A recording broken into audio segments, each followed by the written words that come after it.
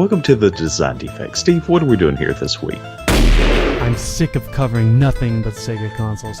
I'm just going to do all the Sega CD launch titles myself. Heavy Nova is a platformer and fighting game all in one and fails at being competent within either genre. Originally released by Micronet for the X68000 in Japan, the Sega CD launch title has decent sprite work combined with maybe the worst controls ever for a platformer or a fighting game. Let's start with the platformer sections.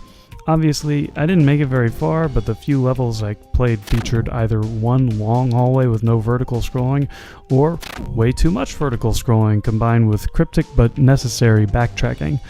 Okay, you may be wondering why exactly the platforming is so bad here. Let's just say, if you've played Batman Forever, this is somehow far, far worse than that. Let me just really stress this point. Batman Forever is a better controlling and more fun game than Heavy Nova.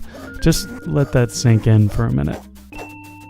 Now, back to the review here. Obviously, the fighting game is going to be horrendous with controls worse than Batman Forever, and oh man, just look at this intense action.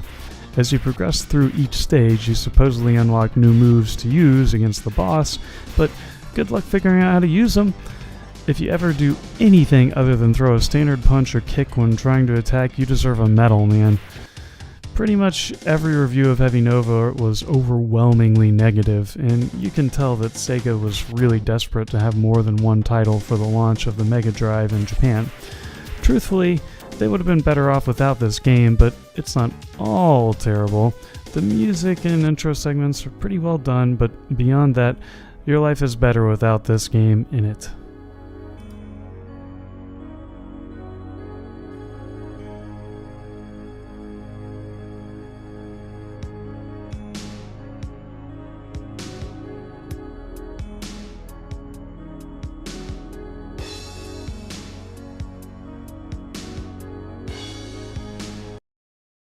Micronet somehow decided the world needed more Heavy Nova and unleashed Black Hole Assault onto the world behind the dev team at BigNet.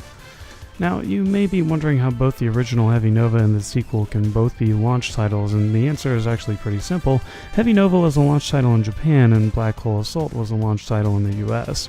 This time the focus was entirely on the fighting, and it's hard to tell, but I honestly think it's worse than the original.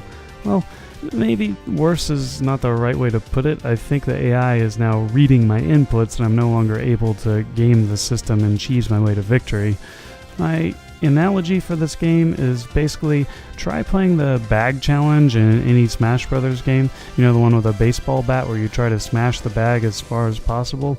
But instead of being the player, hand the controller to a friend and pretend like you're the one controlling the bag. That's exactly what playing this game feels like. You have zero control over your survivability here, and unless you make the AI mind-numbingly stupid, you won't survive a single round. Micronet must have known this game was going to be a turd because they removed any voice acting and got rid of the cool video introduction from the first game. Once again, we have another game that manages to make Batman Forever look good, and once again, I'm never gonna play this turd again.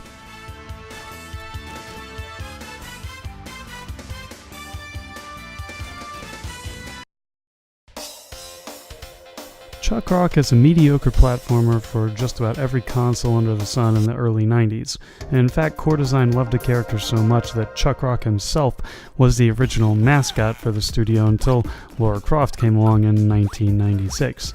The levels in the game aren't terrible, and I actually kind of like the mechanic of the chucking rocks to progress and find secrets, but honestly, beyond killing things with your beer gut, this game is extremely forgettable. Next.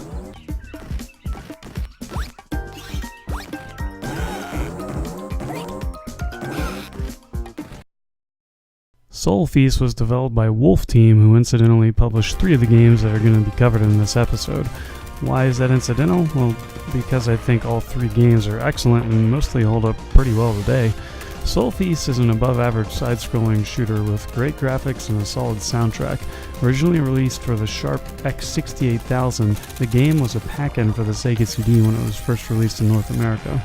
Sol-feace used Redbook background music, which basically means they recorded all the tracks separate from the game, and the Sega CD itself is accessing the tracks the same way you would any standard CD player. This in turn means that you can take the CD out and load it up in your CD player and listen to the music in your car so you can rock out to Sol-feace on your way to pick up groceries. This became relatively common with CD-based games, and there are a number of great titles that you can simply load up in your stereo and blast away. Man, once I learned this, I had games like Ridge Racer and Quake 2 at arm's length during my car rides to and from high school. In 1992, they ported the Sega CD version of Sol-feace to the Genesis exclusively in North America and got rid of the cool soundtrack and animated cutscenes. The game still played fine though. If you're interested, I'd recommend checking out the American Sega CD release of the game.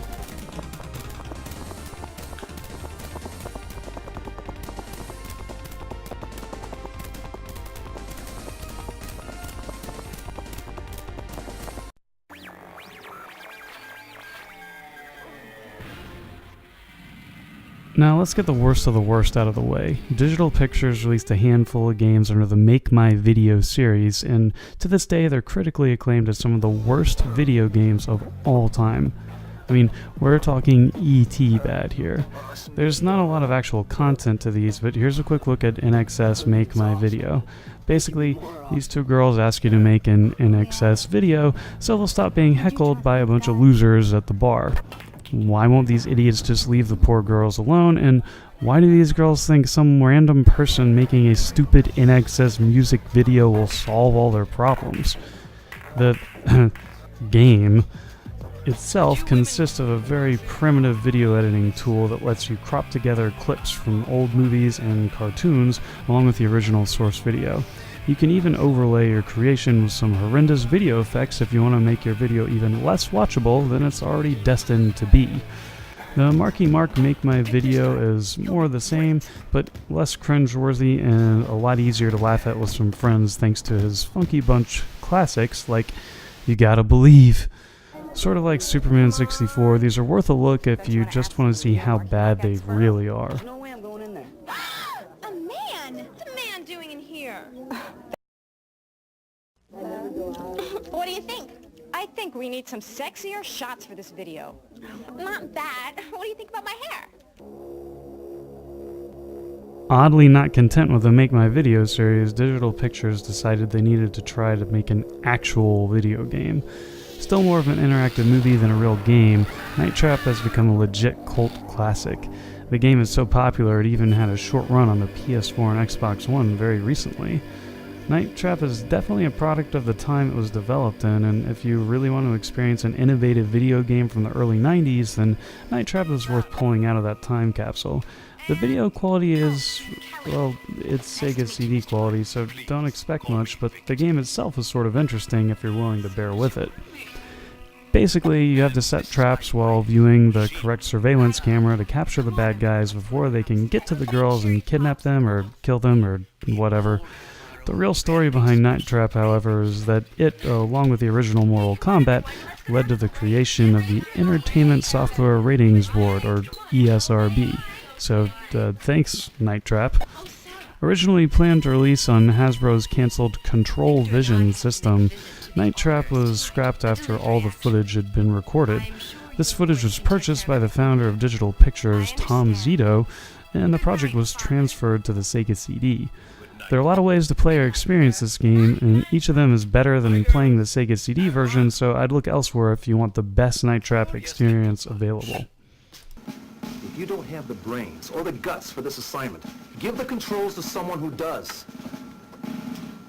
The girls should be pulling into the driveway. You're wasting time. Get over there now! Looks like you're not up to this mission. Breaking contact.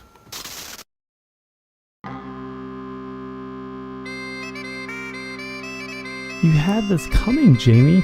You knew we'd have to play Marky Mark Make My Video. You knew it, but you didn't stop it, man.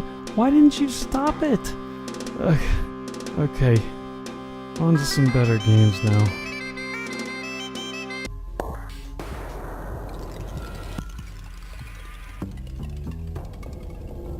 Game creative staff. Wolf Team. Originally developed by Data East in the arcade, Wolf Team really knocked it out of the park when they ported Cobra Command to the Mega CD in Japan. Essentially mimicking what made the original Dragon's Lair so popular, Cobra Command adds a crosshair to the screen so you can actually aim at targets as they fly by, which makes the game feel a little more interactive than just reacting to on-screen prompts. There's a button for your machine gun, but honestly I found no reason to not just constantly mash the other button to fire missiles the entire time, as the machine gun seemed to get me killed more often than not.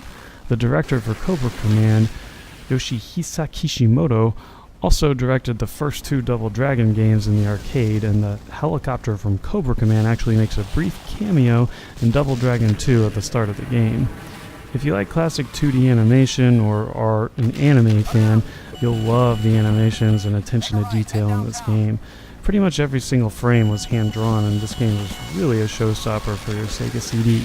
The music is also excellent, and honestly, there's really only one other game that managed to outdo Cobra Command and really help elevate the Sega CD library.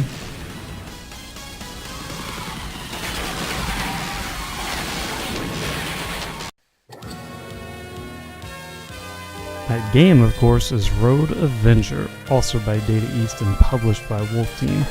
Clearly inspired by movies like Mad Max, this is in my opinion the greatest Laserdisc-based arcade game ever created, and the Sega CD version also has the best version of the game, so you're in the right place. I actually think this game is so great that even if you don't like interactive movies or games just like Dragon's Lair, you'll be sucked in by just how over-the-top and fast-paced the action is. Just look at some of the things they have you do in your car in this game. I mean, you actually blow up a helicopter by smashing into it. Anime studio Toei Animation hand-painted over 15,000 cells to produce over 30 minutes of animated interactive content. And just like Cobra Command, if you really want to show off your Sega CD, this is what you'll be busting out.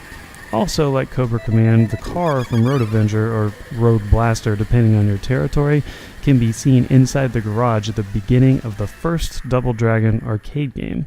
Road Avenger made it to almost every platform, including most notably iOS, but unless you have access to the original arcade version, I'd recommend picking it up for the Sega CD, mainly for the audio. However, the game is still fantastic on any format and can be completed at around half an hour once you've learned all the different levels.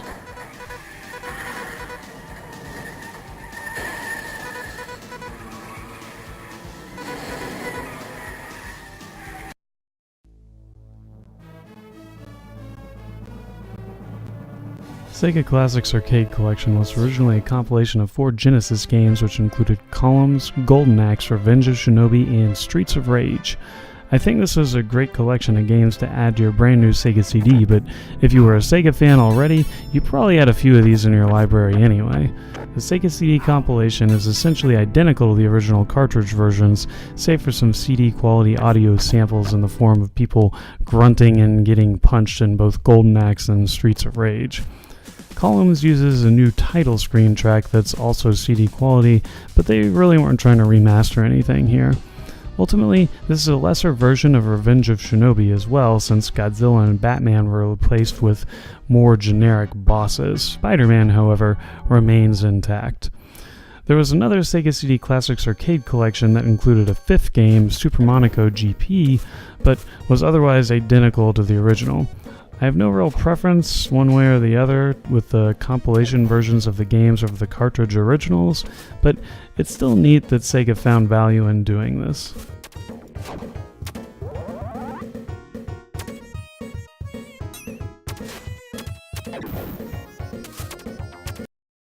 Sherlock Holmes Consulting Detective is one of the greatest examples of what compact discs could bring to the world of gaming in the early 90s.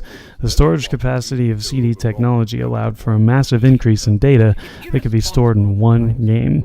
If early adopters of the Sega CD thought that Sega Classics Arcade Collection was a great deal, they might have been upset to learn that they could have fit pretty much the entire Genesis library on a single compact disc.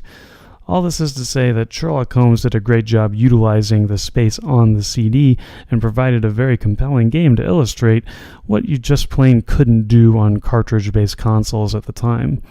Based on the tabletop gamebook of the same name, Sherlock Holmes Consulting Detective was originally developed by ICOM simulations for the FM Towns computer, until being ported to just about everything that supported the game's own mandatory CD format. Sherlock Holmes can still be purchased today for your iPad, PC, or Mac if you're interested in checking out a remastered version. On the gameplay side of things, it's less about interacting with your Sega CD and more about listening for clues, reading newspapers, and talking with sources to get new information and learn to solve each case as quickly as possible. You really do feel like a detective while you're playing this game because you need to pay such close attention to all the resources the game provides you. Videos don't really do the game justice, however, so I'd recommend picking this up for your preferred format if you're interested. Very clever. And how does one win this prize? Simply by outliving all the other ticket holders. And now you say one of them has been murdered. Very suspicious. Who are the remaining 5?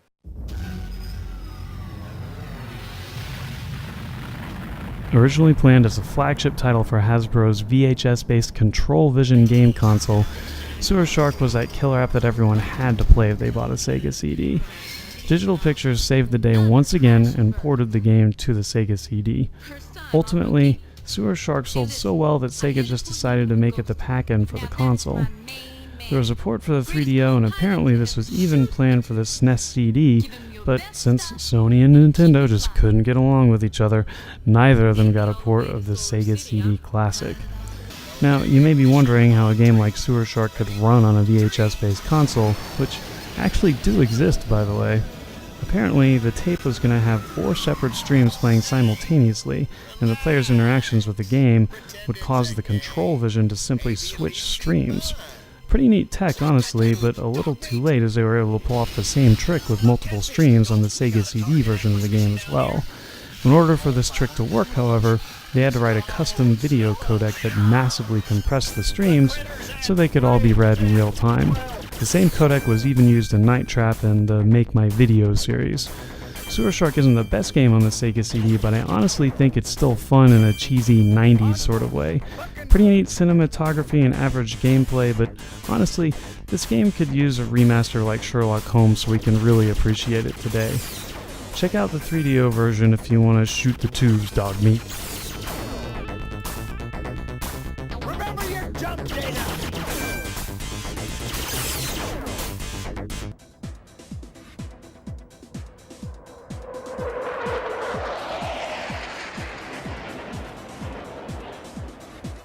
Afterburner III is actually a sequel in name only to the Afterburner series, as it's just a port of similar flight combat arcade game called Strike Fighter. Strike Fighter itself was a sequel to G-Lock Air Battle in the arcade and didn't have the iconic third-person perspective that was later added into the Sega CD port. Afterburner III added a CD soundtrack which included music from Afterburner II, plus some cinematic sequences that helped to differentiate it from Strike Fighter. I honestly like the transitions going from first to third person in the game, and it's fast just like any other Afterburner game I played. The controls, however, don't feel quite as responsive, and as a result, I just kind of feel like the most important part of Afterburner was an afterthought for this game.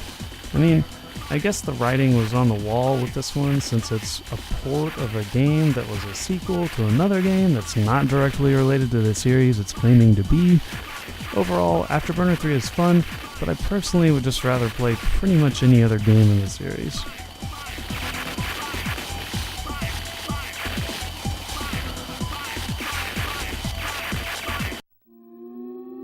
Man, Jamie, I'm kind of sorry I shot you earlier in this episode because honestly, it's kind of looking up right now.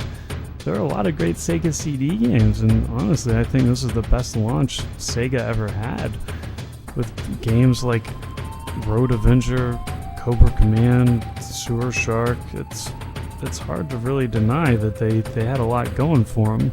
I mean, it's just too bad the Sega CD didn't really go much beyond this. I think it was probably due to the limited capabilities that the Genesis kind of brought on. But overall, I think the Sega CD is pretty cool, and there are a lot of great games even at launch. So anyway, thanks for tuning in. Jamie will be here next time. I just took out one of his extra lives, and we will see you next time and cover 32X launch games. This is going to be a good one. Alright, see you guys.